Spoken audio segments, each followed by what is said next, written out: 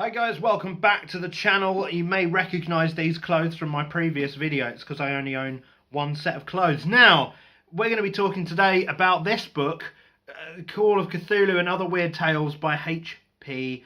Lovecraft. This is a very belated video. I read this book way back in October. And, guys, I really hate it. I really don't like the works of H.P. Lovecraft.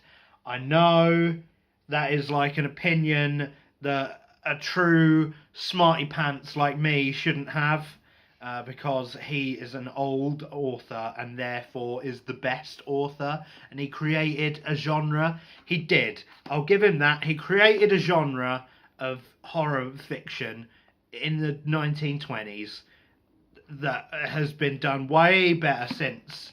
And his own work is just shit. So, let's talk about it. H.P. Lovecraft, Howard Phillips Head Lovecraft, is a guy who wrote a series of short fiction back in the 1920s, as I say, that was the birth of cosmic horror. This is the basically the main idea is that the horror comes from knowing that mankind is a small piece of the universe, and the universe is uncaring, and we're all going to be consumed, probably by squid creatures. So let's talk about why he doesn't work for me. Lovecraft is held up as this master of horror. There are many videos you'll see he's the master of horror. He tapped in to an unconscious part of your brain. He sort of kind of does sometimes. He kind of teases at it, but I think he was too much of a wuss to go really all the way with it. So we'll skip through the introduction and we'll just go through these stories. Actually, we won't do that. Here's what I'm going to do. I'm going to talk about them in sort of chunks. So, Lovecraft's work, like, he was a pulp fiction magazine writer, right? So, the most of his stories were submitted to a short fiction magazine and published that way. So, they're all quite short, like 20-ish pages, and then he did some longer ones later on. So, let's start with those short fictions. So his early works, and this book has them in there chronologically as far as I understand. So his early works are probably some of the most repetitive, boring things you'll ever read in your entire life. So the main first one is like this, the statement of Randolph Carter. And that is very similar to the late Arthur Jermyn and his family, which is the very next story. And it's very similar to The Picture in the House, which is, again, all the same. So these short stories, he has a very specific structure that he uses for them. It's always about a guy relating a story to someone else about something that he heard about or his friend experienced. It's never directly really related to the protagonist. It's all second, third hand knowledge, and that really takes away from the horror, in my opinion. Like, you get this all the time with like urban legend, like, oh, a friend of a friend told me, but those aren't scary, you know. They're kind of creepy. Yeah, they can be creepy, like, don't get me wrong, but they're not really that scary. It's like, if I went to you on this video and I said, my cousin told me about their friend and they found something proper scary in a cave, and if that's what I said to you, you'd be like, that's great, James, fuck off.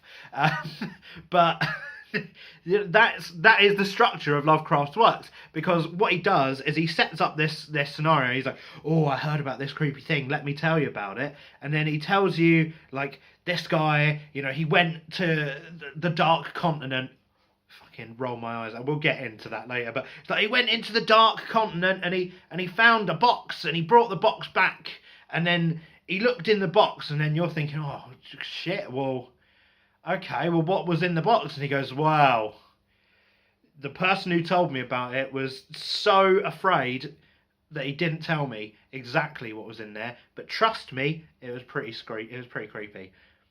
I was like, Jesus Christ, that's it? That's the master of horror? He's like, no, it was too scary. I can't describe it to you. And I think that was a cowardly attempt by Lovecraft to get out of describing the actual thing. Because later on, when he gets a bit better at writing, he does describe it. So it's not that he's intentionally not done it. He's just couldn't do it. He couldn't think of anything scary enough, and it would have been rubbish if it was brought out into the light. So then there's the next bit that we need to talk about, and this is one of the main ones that irked me. Herbert West Reanimator is a... it was something that was submitted to literary magazines by Lovecraft in chunks. So it was like serialized fiction. I don't know if like they tapped him up to do it, because I think he was like, there's a footnote in the back of there that's like Lovecraft like thought it was fun to dabble in such mediocre forms of storytelling or something. But he fucking was writing this story over the course of like 2 years, and it shows really, because in order for the story to make sense in the format that he's doing it, a large portion of the most recent bit has to be dedicated to recapping what's already happened. Because if you pick up this literary magazine, like a year and a half into this story's run, and you see Herbert West Reanimator chapter 3 or chapter 4, and you're like, I don't know what happened in chapters. I don't have the back issues. I don't know what happened. So he's got to now tell you, and this isn't a problem in like the second chapter, because there's like maybe like 3 lines. It's like, this is what happened so far. But by the time you get to like chapter 5 and 6, it's like huge amounts, like 2.5 pages out of a 5-page section, because they're all like even 5-page splits, these chapters, because of the format that it was in as a magazine, right? So you had to hit 5 pages and no more. So he's done a 5-page chapter, 2.5 pages of which are telling you what has just happened in previous chapters, which, fine, is okay if you're reading this story 2.5 years ahead, but if you're reading it over the course of an afternoon, it's fucking boring. And that's how it ends. It's just fucking boring, mostly. It started off alright, became really boring, and then I think I figured out where Stephen King gets his bad ending habits from, because a lot of the endings in these stories just come out of absolutely fucking nowhere. I'll tell you that for a fact. Then we get to some of the better stories. These are ones that I actually kind of enjoyed. We're talking about The Colour Out of Space, Whisperer in the Dark. What was it? The Haunter in Darkness, I think, is one as well. So these are kind of longer stories. Oh, and The Call of Cthulhu itself, of course, the namesake. So these are stories that are on the longer end. They're like 40 to 50-ish kind of pages long, at most. So they kind of have the same Lovecrafty format, where it's about a guy telling you about something he heard from another guy that he knows, but you get more, because they're longer, you get more in depth with the characters. I still couldn't tell you, by the way, a distinction between any of Lovecraft's protagonists. I decided about halfway through that this entire collection of short stories were actually about Lovecraft himself, and he is the one telling me about all these weird people he's met. And that would explain a lot about Lovecraft, I suppose. So, yeah, these are longer stories, so you kind of get more plot, kind of. It's less about the overall, like, you get a lot of the mood. And I think that's where Lovecraft's writing really does do very well. Like, he has a way of creating this really sort of creepy imagery. Like, the Color from Outer Space is probably my favourite story he wrote, and I would go to bat for that. Like, it's about this family who is living on this farm, and then some sort of weird meteorite lands in their garden. And all these like scientists come and try and study it, but it just disappears, like it dissolves. And then their land around them just becomes corrupted, like nothing can fucking grow there. It's all withering and rotting, and like the guy's wife goes kind of mad, and the son dies, and he drinks the water. It's all going wrong for this family essentially. And the way that Lovecraft constructed the downfall of this family was really good, and I wish he'd done more of that and less of all the other shit that he does in his books, which is just going, oh, and it was proper spooky, I promise. And there was like a rat, a lot of Lovecraft stuff is not spooky to someone who is not insane, which I guess it's. There is an argument to be made that his ideas are kind of spooky, but his execution is often so poor. And nowhere else does that shine than the final story we're going to talk about, which is The Shadow over Innsmouth, which is like one of his most lauded stories, definitely. It's about this bloke who goes on a trip to this weird town called Innsmouth, and discovers something fishy about it. Can we have spoilers for Lovecraft? I feel like everyone kind of knows his major stuff through cultural osmosis at this point. But Shadow over Innsmouth is his longest story. It's like 90 pages, and that's too long for him. Like, you've got the sweet spot, I think, with him, where it's like 60 pages. Like, 10 pages is way too short for what he wants to do. 90 pages is far too long. 40 to 60 pages, probably where he should have stayed, in my opinion. So, Shadow over Innsmouth, what's the problem with it? Well, the problem is the main character, and for once we do get a central protagonist that is actually relevant to the events of the plot. This isn't secondhand, we're in there, we're in the action with this guy. So, this guy, just like, the problem is, you get this, every writing advice ever is don't plot dump, don't exposition, weave it into the story, create a sense of discovery. Lovecraft obviously never got that advice from anyone, because he's just like, one of the first things that happens is the guy's like he's waiting for his train, and he's like, oh, I'm going to go to the library and read about Innsmouth. And then, like, instead of creating a sense of dread by, like, him asking the librarian, oh, you got any books about Innsmouth? And she'd be like, oh, no, you don't want to read about that. It's, like, there's some weird stuff going on.